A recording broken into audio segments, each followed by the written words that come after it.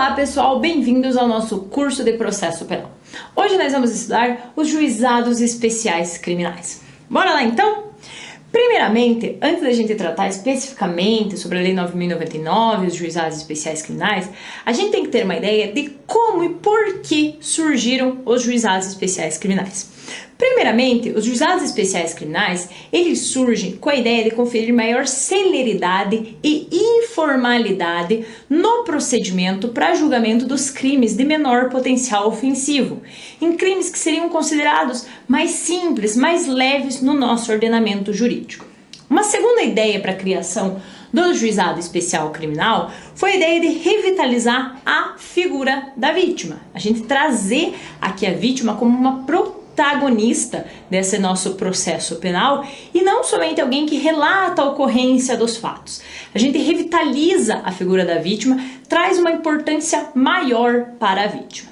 E uma última ideia, ainda nessa ideia de criação de juizados especiais, foi buscar a solução consensual dos conflitos, estimular essa solução consensual dos conflitos sem que a gente tivesse todo o processo, uma sentença ao final. Buscar que as partes de comum acordo chegassem a uma solução para aquele conflito. Então, diante dessas três ideias aqui, de conferir maior celeridade e informalidade, revitalizar a importância da vítima e buscar uma solução consensual dos conflitos, é que surgem os juizados especiais criminais. E nessa ideia, a Constituição Federal, lá no artigo 98, inciso 1, traz essa ideia de juizado especial criminal para a gente e a determinação da sua criação.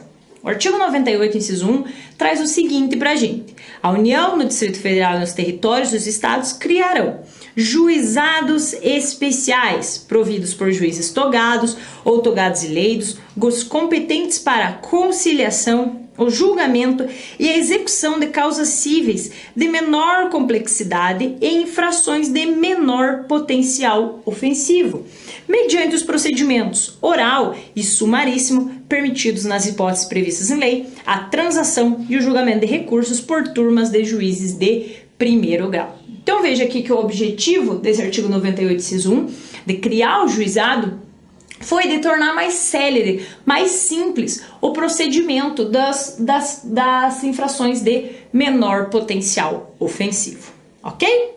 Então, aqui novamente apenas repetindo a ideia da criação dos juizados especiais criminais. A celeridade e a informalidade na prestação jurisdicional nas causas que julguem crimes de menor potencial ofensivo, revitalizar a figura da vítima e buscar principalmente a solução consensual dos processos penais.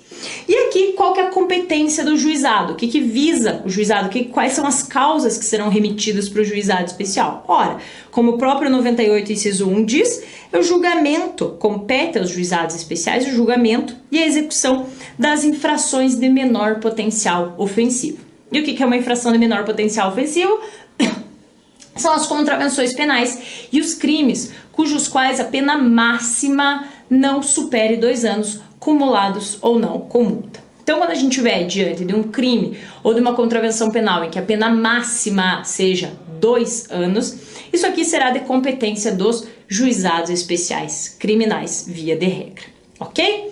E as leis que tratam, claro, a Constituição aqui tratou de criar os juizados, mas as leis que tratam do juizado especial criminal, a Lei 9.099 de 95, bastante conhecida no âmbito estadual, e a Lei 10.259 de 2001 no âmbito federal.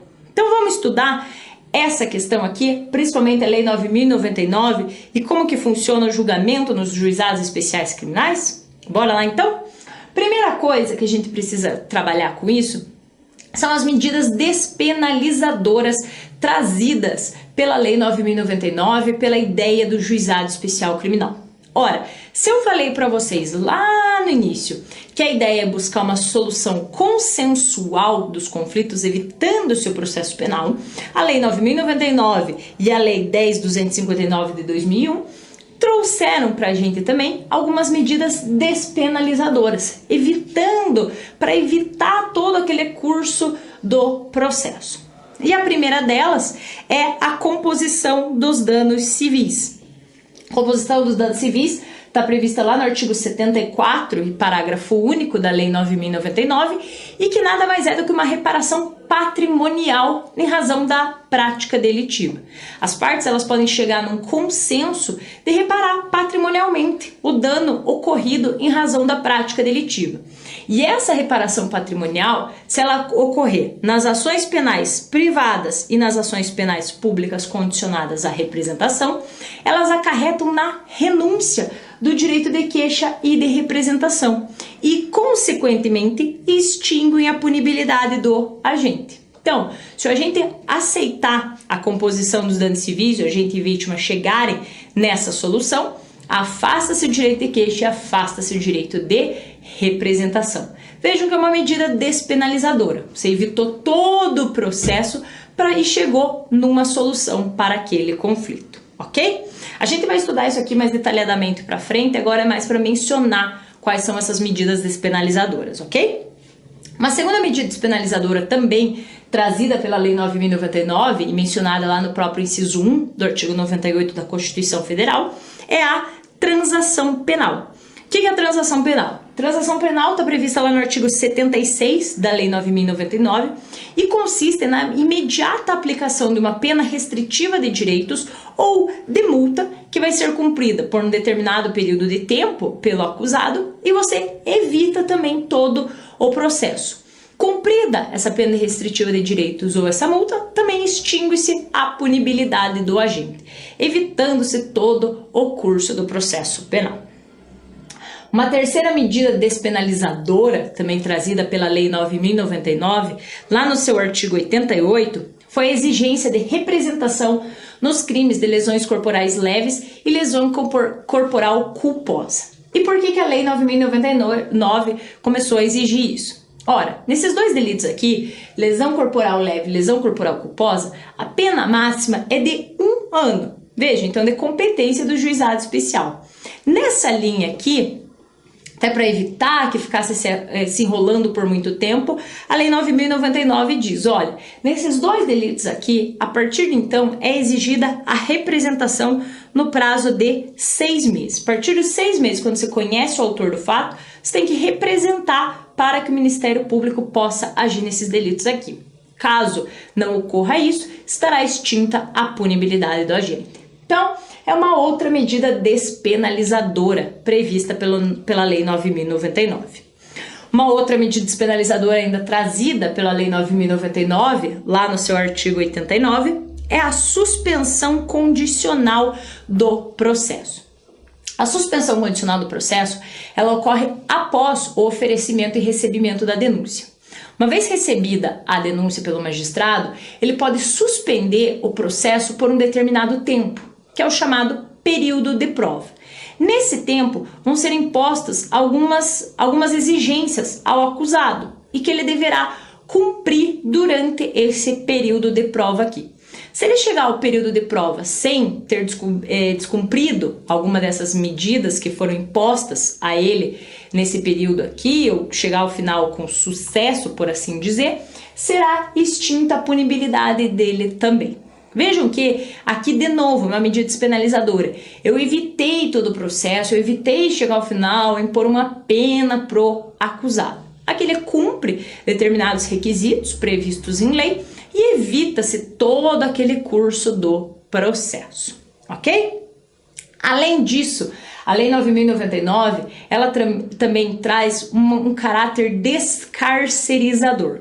Além das medidas que a gente tratou aqui despenalizadoras, a gente tem o caráter descarcerizador. O que é o caráter descarcerizador? O caráter descarcerizador está previsto lá no artigo 69, parágrafo único da Lei 9.099. E quer dizer o seguinte: quando o sujeito ele for flagrado cometendo um delito, ele será capturado e conduzido até a delegacia de polícia. Se lá na delegacia de polícia ele se comprometer a comparecer no juizado em data e horário estipulados, o delegado fala, olha, você tem que comparecer no juizado na data tal, horário tal. E ele falar que vai, se ele comprometer a comparecer no juizado já na data acordada, ele não será preso, ele não vai permanecer preso em flagrante e não será lavrado o auto de prisão em flagrante. Então, esse é um caráter descarcerizador, porque você captura e conduz o sujeito até a delegacia de polícia, até para fazer a lavratura do termo circunstanciado.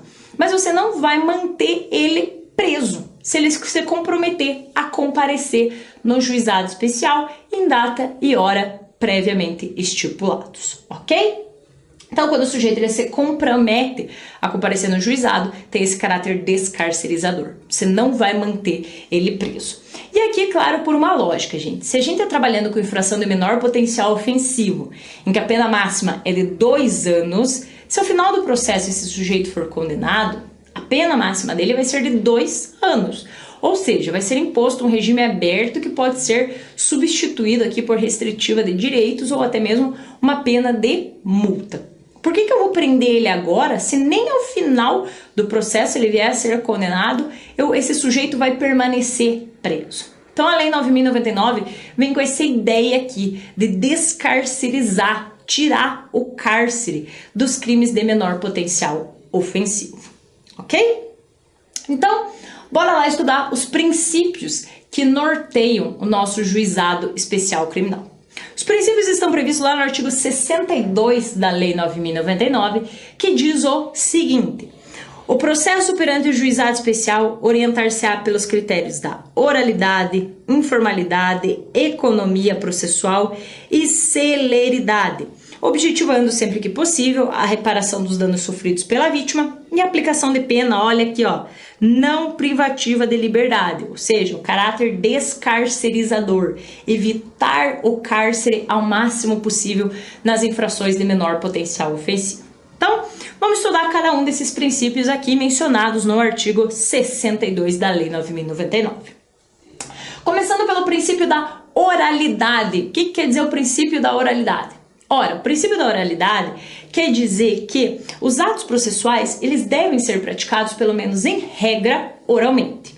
Em sede de juizado especial, a gente prioriza a prática dos atos feitos de forma oral ao invés de petição. Tanto é verdade isso que a própria denúncia ou queixa pode ser oferecida de maneira verbal e não por petição. Então, no juizado, o princípio da oralidade rege todo esse procedimento aplicado aqui nos juizados. Praticar os atos de forma oral, ao invés de praticar por petição, ok? O segundo princípio é o princípio da informalidade. O que quer dizer esse princípio da informalidade? Quer dizer que não há necessidade de se adotar formas sacramentais e nem tampouco de você exercer um formalismo exacerbado na prática dos atos processuais. Prática dos atos, ela pode ser de maneira simplificada, desde que eu atinja o objetivo daquele ato, a finalidade daquele ato, e não cause prejuízo para nenhuma das partes. Mas não há necessidade de eu observar um rigor excessivo, um rigor formal. Que no juizado, tudo é mais simples. Então, os atos podem ser praticados de várias maneiras, desde que eu atinja a finalidade e não cause prejuízo para as partes, ok? Um terceiro princípio é o princípio da economia processual, está lá no artigo 62. O que quer dizer esse princípio aqui da economia?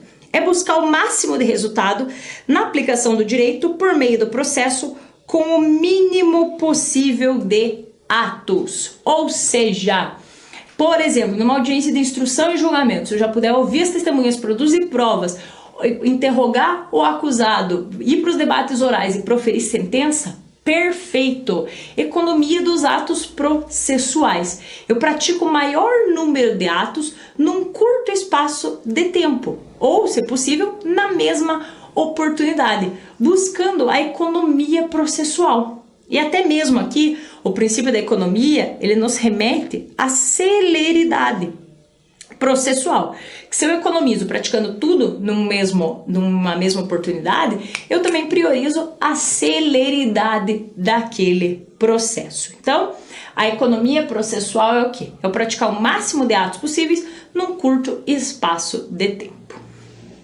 E aí, Como eu falei para vocês que a economia remete à celeridade, próximo princípio é o princípio da celeridade, que é a rapidez e a agilidade no processo, buscando uma solução rápida para aquele conflito.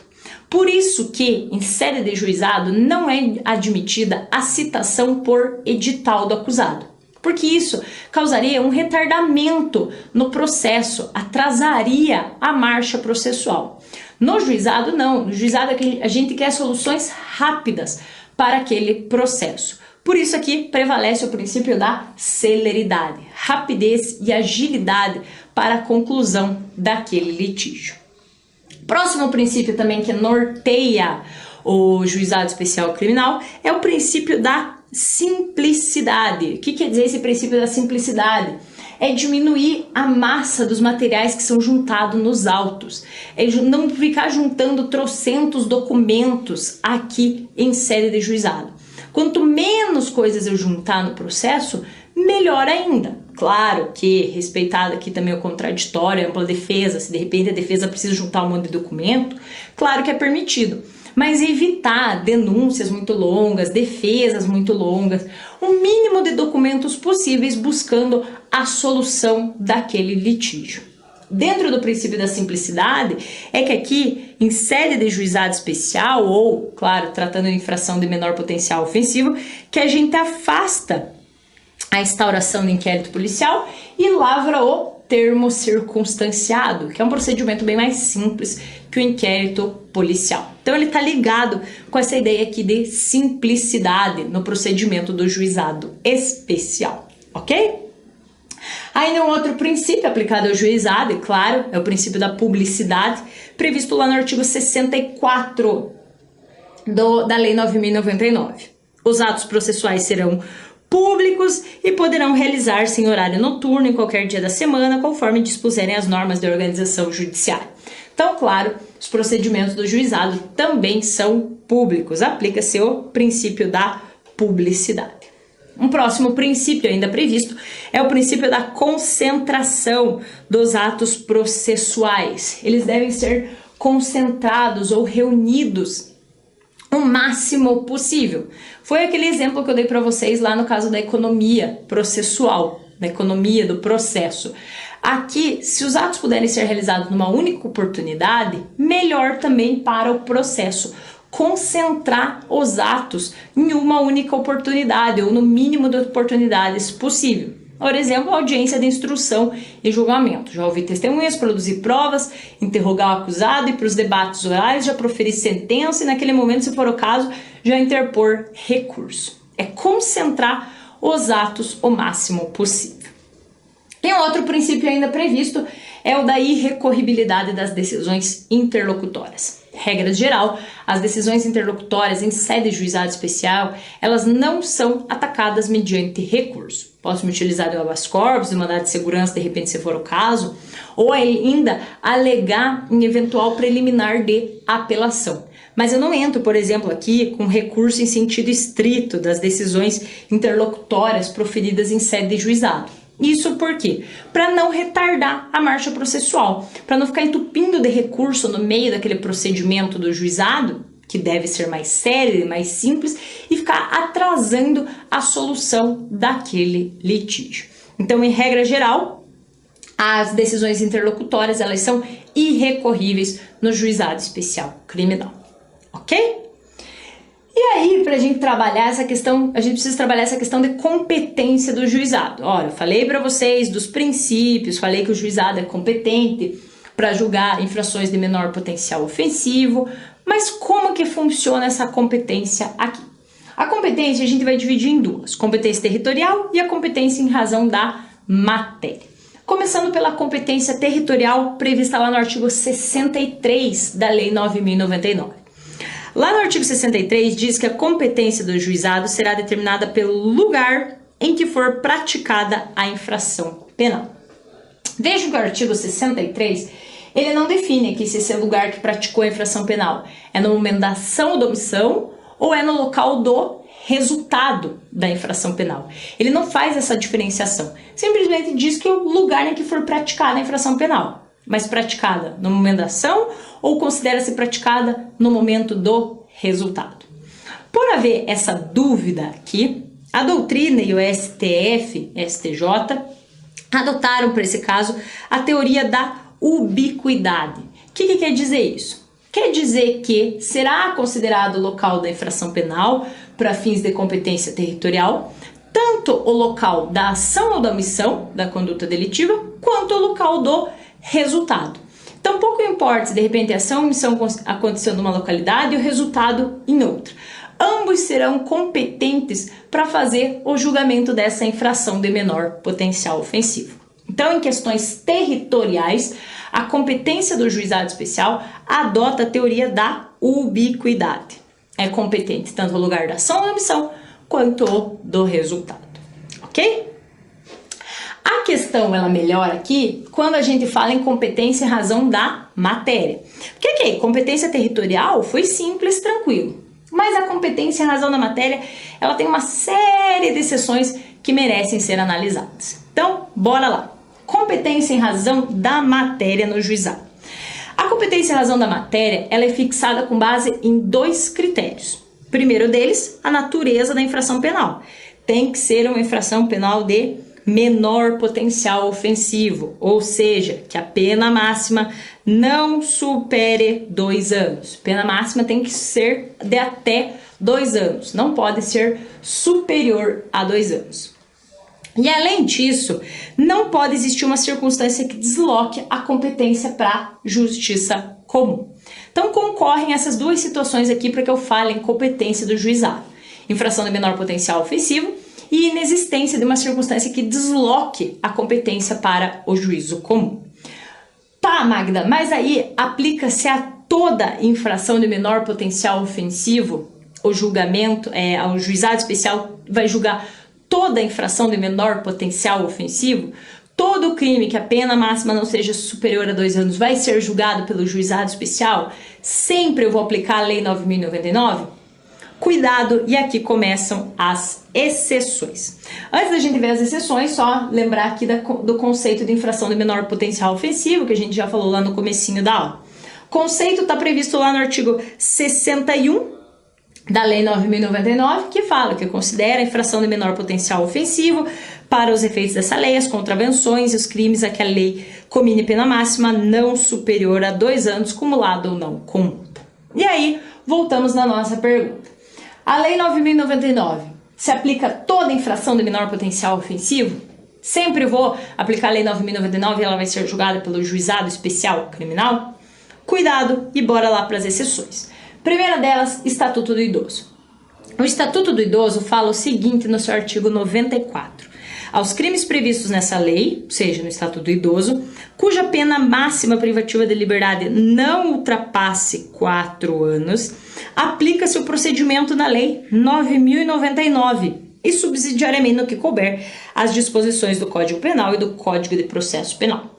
Ora, em uma primeira leitura aqui desse artigo 94 do Estatuto do Idoso, eu estou falando que aos crimes previstos lá no Estatuto do Idoso, que a pena máxima seja de até 4 anos, eu vou aplicar sempre a Lei 9.099, ela vai ser julgada pelo juizado especial, eu vou aplicar todos os institutos despenalizadores do juizado. Certo? Errado. Vejam essa parte final aqui, ADI 3096-5 do STF. Nessa ADI aqui, o STF disse que aos crimes previstos no Estatuto do Idoso, que a pena não supere 4 anos, eu posso aplicar a Lei 9.099 sim. Porém, somente em relação às normas procedimentais, ou seja, para garantir a celeridade do processo. As normas despenalizadoras previstas na Lei 9.099 não serão aplicadas ao autor de um crime aqui previsto no Estatuto do Idoso. Então, a Lei 9.099, ela não é aplicada de maneira integral aos crimes previstos no Estatuto do Idoso. Eu somente aplico as normas procedimentais para garantir a celeridade do processo. Mas as normas despenalizadoras eu não vou aplicar aos crimes previstos no Estatuto do Idoso, ok? Uma segunda questão que aparece aqui é: e os acusados com foro por prerrogativa de função? Posso aplicar a Lei 9.099 para eles? Cuidado que, acusados com foro por prerrogativa de função, a gente sabe, eles são julgados por tribunais. Eles não vão ser julgados lá pelo juizado especial criminal. Mas, mesmo que eles sejam julgados pelos tribunais, nada impede que eu aplique as medidas despenalizadoras previstas na Lei 9.099. Então, não é porque um sujeito ele tem foro por prerrogativa de função e vai ser julgado pelo tribunal que eu não posso aplicar as medidas previstas na Lei 9.099. Então, aqui é permitido que eu aplique a Lei 9.099 nos acusados com foro por prerrogativa de função. Nada impede, mesmo que eles sejam julgados por tribunais, que eu aplique as medidas despenalizadoras lá da Lei 9.099. Outra questão que aparece aqui dentro dessa competência e razão da matéria são os crimes eleitorais. Os crimes eleitorais que não tenham pena máxima superior a 2 anos serão julgados pelo juizado especial criminal? E se julgados pelo juizado, e se não julgados pelo juizado, posso aplicar a Lei 9.099, as medidas despenalizadoras? Primeira coisa que a gente tem que saber, os crimes eleitorais são aqueles que estão previstos no Código Eleitoral. E o Código Eleitoral diz que os crimes eleitorais serão julgados pela Justiça Eleitoral e não nos juizados especiais criminais. Ainda que a pena deles não supere a 2 anos, pena máxima não seja superior a 2 anos. Então, crime eleitoral é julgado pela Justiça Eleitoral. Tá bom, Magda, vai ser julgado pela Justiça Eleitoral, mas posso aplicar as medidas despenalizadoras, então, lá para os crimes eleitorais? Cuidado! Regra geral, você pode sim aplicar a Lei 9.099 e as medidas despenalizadoras nos crimes eleitorais, ainda que eles sejam julgados pela Justiça Eleitoral. Só não vai ser possível aplicar as medidas despenalizadoras quando o crime ele trouxer além da pena privativa de liberdade, uma outra espécie de punição.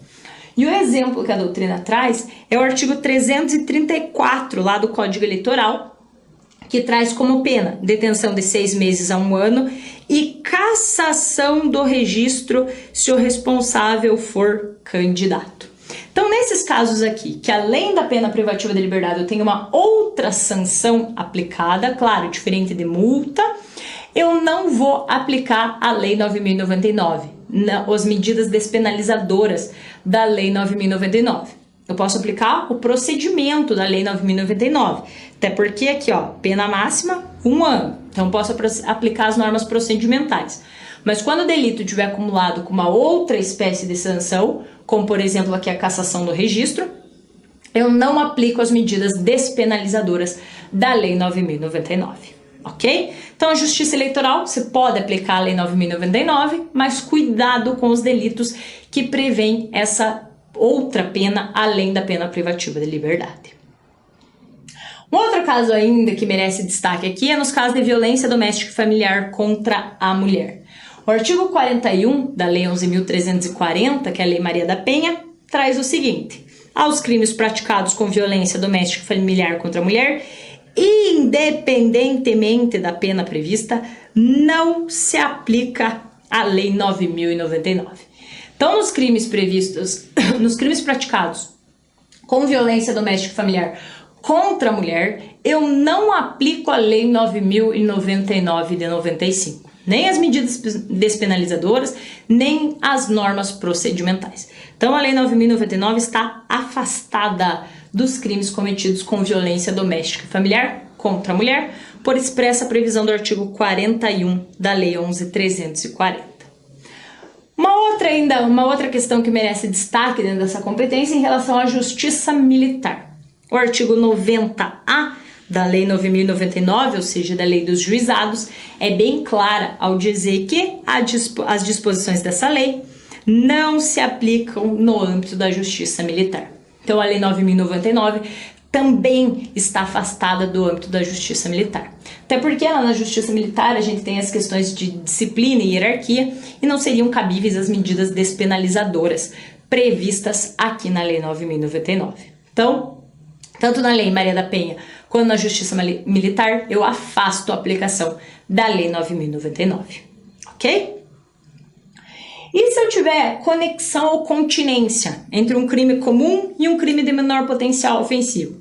Digamos que o sujeito praticou um crime de menor potencial ofensivo e também praticou um crime comum, um crime de médio ou alto potencial ofensivo. Como que fica essa questão aqui? Eu uno os processos ou separo os processos? De menor potencial ofensivo vai para o juizado e o outro vai para a justiça comum. Como que funciona essa questão aqui? O artigo 60 da Lei 9.099 diz o seguinte: o juizado especial criminal, provido por juízes togados ou togados eleitos, tem competência para a conciliação, julgamento e execução das infrações penais de menor potencial ofensivo, respeitadas as regras de conexão e continência. Parágrafo único. Na reunião de processos perante o juízo comum ou o tribunal do júri, decorrentes da aplicação das regras de conexão e continência, observar-se-ão os institutos da transação penal e da composição dos danos civis. O que isso quer dizer? Quer dizer que se eu tiver um delito comum e um delito de menor potencial ofensivo, praticados em conexão ou continência, eu não vou separar os processos. Os processos serão reunidos em um só e encaminhados para a justiça comum, procedimento ordinário, procedimento sumário ou ainda o procedimento do tribunal do júri. E vão ser julgados pelo juízo comum e não pelo juizado especial criminal. Porém, não é porque eu estou julgando esse delito lá no juízo comum que eu não vou aplicar as medidas despenalizadoras previstas na Lei 9.099.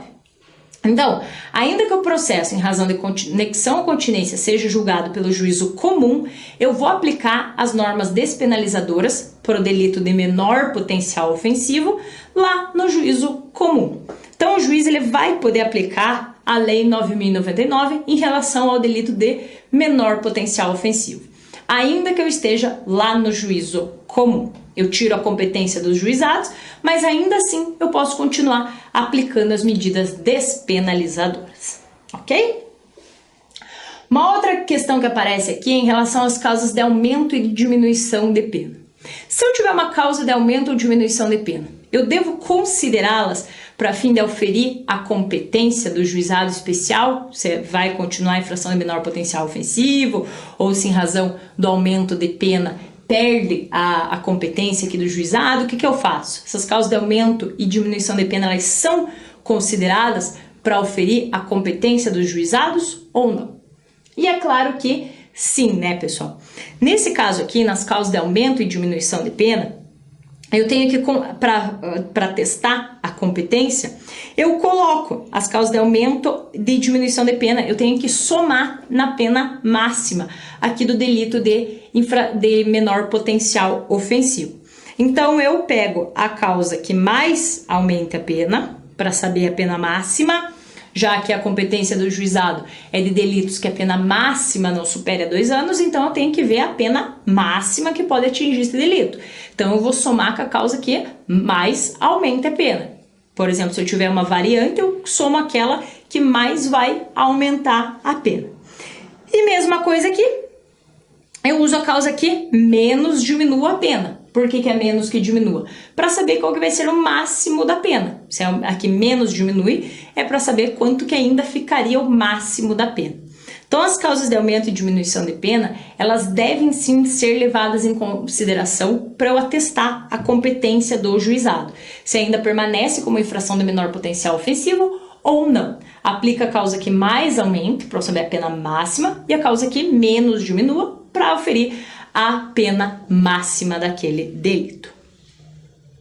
E o concurso de crimes? O concurso de crimes também merece ser considerado aqui para fins de competência do juizado especial criminal. Por exemplo, concurso material praticou uma infração de menor potencial ofensivo e uma outra de médio ou alto potencial ofensivo. Concurso formal, crime continuado. Isso deve ser considerado para eu atestar a competência do juizado? E a resposta é sim. Aqui também eu tenho que promover a soma das penas para saber se permanece ou não de competência do juizado, ou fazer aquele aumento em razão do concurso formal, do crime continuado. Tenho que sempre colocar as causas que aumentem a pena para saber se permanece ou não da competência do juizado especial criminal. A pergunta que aparece aqui é: digamos que no concurso de crimes, um de competência da justiça comum e outro de competência do juizado especial criminal. Já que eles foram realizados em concurso de crimes, vão todos para a justiça comum. Se o juiz lá da justiça comum absolver o sujeito em razão da prática do crime de médio potencial ofensivo, por exemplo, ele ainda permanece competente para julgar a infração de menor potencial ofensivo, ou ele tem que remeter esse processo agora para o juizado? Ele só poderia proferir uma sentença ali se condenasse pelos dois ou se absolvesse pelos dois de uma vez só. Se ele absolve pelo delito comum, ele ainda permanece competente para julgar a infração de menor potencial ofensivo ou não? Nesse caso aqui, gente, aplica-se a perpetuação da jurisdição prevista lá no artigo 81 do Código de Processo Penal e que diz o seguinte pra gente: verificada a reunião dos processos por conexão ou continência, ainda que no processo da sua competência própria venha o juiz ou tribunal proferir sentença absolutória ou que desclassifique a infração para outra que não se inclua na sua competência, continuará competente em relação aos demais processos. Então, se o juiz absolver ele em relação ao crime comum, ainda assim, aquele mesmo juiz, lá do juízo comum e não do juizado, ele permanece competente para fazer o julgamento do delito de menor potencial ofensivo, ok? Então, essa aqui são todas as questões que podem interferir, gente, na questão da alteração da competência do juizado especial criminal. É bom dar uma lida nessas questões aqui, principalmente ali na Lei 9.099, que são causas que devem ser sempre levadas em conta, até para que a gente não caia em erro, de repente, na hora de uma prova, ok? E qual que é a natureza da competência dos juizados criminais? Essa natureza é natureza absoluta? Essa competência tem natureza absoluta ou tem uma natureza relativa? Todo delito de menor potencial ofensivo sempre será julgado pelo juizado especial criminal? Claro que não, né? Como a gente viu aqui anteriormente, tem diversas causas que afastam a competência do juizado especial criminal. E nessa linha, a competência ela tem natureza relativa, já que eu posso estar diante de delitos que a pena máxima não supere a 2 anos e ainda assim eles não sejam julgados pelo juizado especial criminal e nem sejam aplicadas as medidas despenalizadoras previstas lá na Lei 9.099. O exemplo é a questão da justiça militar. A gente viu que a própria Lei 9.099 afasta a sua aplicação nos casos de competência da justiça militar. Então, a competência aqui, ela tem uma natureza relativa e não absoluta, já que em certos casos ela pode ser afastada. E em relação aos atos processuais no juizado, como que eles funcionam? Começando com a citação do acusado. Como que é realizada a citação do acusado lá no juizado especial criminal?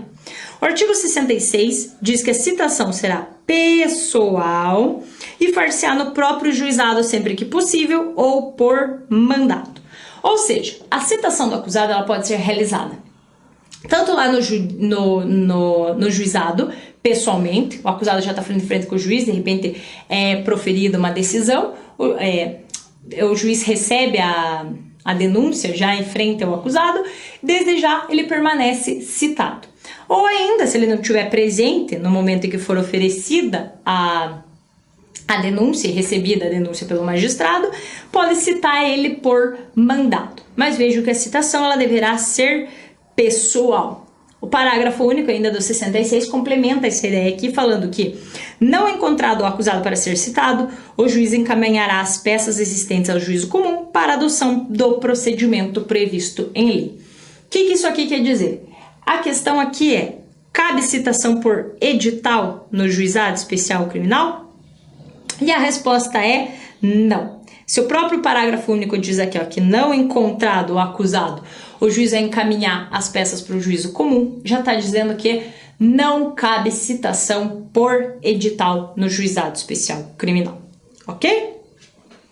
E aí, claro, entram algumas questões dentro dessa citação, que uma delas até a gente já viu. Primeira delas é, cabe citação por correio ou qualquer outro meio de comunicação nos juizados especiais? E a resposta é não.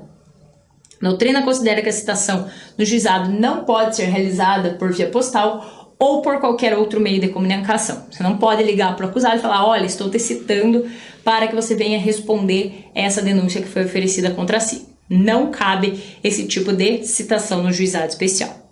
Também não cabe a citação por meio eletrônico. Isso aqui nem no juízo comum. A citação ela não pode ser realizada por meio eletrônico por expressa previsão do artigo 6º da Lei 11.419 de 2006, que instalou procedimento eletrônico aqui. Não cabe citação por meio eletrônico. Uma outra questão é, cabe citação por edital? Resposta também é não. A gente viu aqui no parágrafo único do artigo 66 que se o acusado ele não for encontrado, eu vou encaminhar esse processo lá para o juízo comum para que lá se adotem as providências cabíveis, qual seja a citação por edital. Então, não cabe citação por edital em sede de juizado especial criminal. Até porque, vejam aqui, a citação ela será pessoal, que quer dizer que não será uma citação ficta, como é o caso da citação por edital.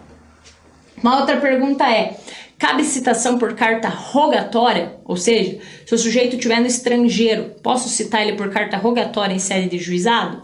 E a resposta também é não, porque aqui vai ferir até o princípio da celeridade do juizado e da simplicidade dos atos processuais. Se o acusado estiver no estrangeiro e tiver que ser citado por carta rogatória, encaminha seu processo para o juízo comum para que ele adote as providências cabíveis. Mas em sede de juizado não cabe citação por carta rogatória. E a última questão é, cabe citação por hora certa no juizado especial?